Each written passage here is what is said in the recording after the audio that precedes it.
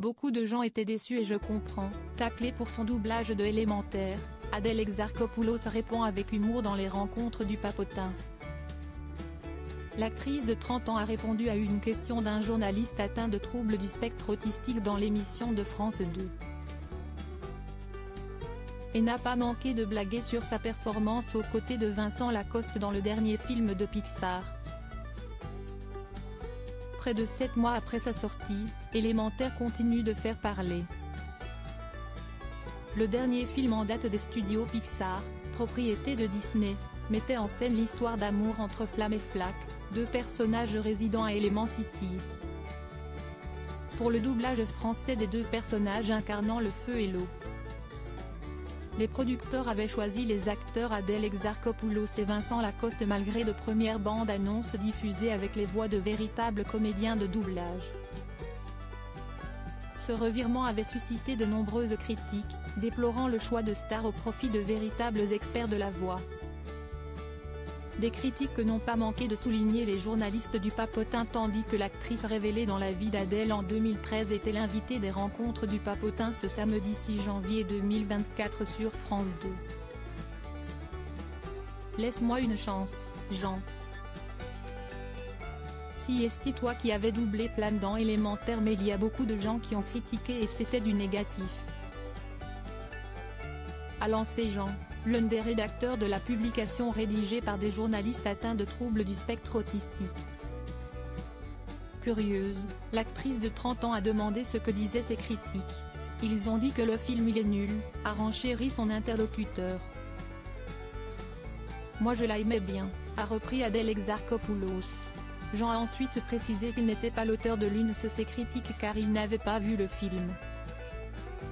De toute façon, il y aura toujours des commentaires qui disent que si est nul. Moi j'avoue, je l'ai un peu fait pour mon fils. J'étais trop fière de me dire tiens pour une fois, il va pouvoir voir mon travail.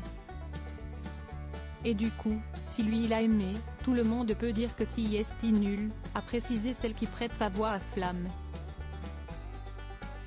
Et aussi, dans les premières bandes-annonces, ce n'est pas toi qui avais doublé Flamme mais Kelly Marot, dans l'autre bande-annonce, c'était toi qui avais doublé Flamme, a précisé Jean. Acquiesçant, l'actrice a immédiatement réagi, beaucoup de gens étaient déçus et franchement, je comprends. Le journaliste a, à son tour, assuré qu'il comprenait aussi les critiques. Ce qui n'a pas manqué de faire partir Adèle Exarchopoulos au quart de tour, un sourire jusqu'aux oreilles au milieu du visage. T'as dit toi aussi tu comprends, mais tu ne l'as même pas vu. Laisse-moi une chance, Jean. Pas vraiment décontenancé, le papoteur a assuré que s'il n'avait pas vu le film, il avait vu tous les extraits. Concluant cette séquence pleine de second degré et prouvant une fois de plus la richesse des échanges menés dans les rencontres du Papotin. Adèle Exarchopoulos succède à Christiane Taubira. Malgré des débuts en salle difficiles, Élémentaire a tout de même été l'un des cartons de l'année 2023 au cinéma. Le long métrage d'animation a permis au cinéma français d'écouler au total 3,31 millions de tickets, soit la 8e meilleure performance de l'année au box-office. Ce samedi, Adèle Exarchopoulos était la 13e invitée de l'émission réalisée par Henri Poulain et coproduite par Kiosco.Télévision et France Télévisions. Elle a succédé à certains de ses confrères tels que Gilles Lelouch, Virginie Efira, Danny Boone, Josiane Balasco ou encore Jonathan Cohen. Mais les mondes politiques et musicaux ont aussi été représentés dans les précédentes interviews avec notamment l'interview d'Emmanuel Macron, d'Angèle ou encore de Julien Doré. Le dernier épisode diffusé sur France 2 le samedi 2 décembre 2023 était consacré à la rencontre entre les 53 journalistes du Papotin et l'ancienne garde des Sceaux, Christiane Taubira.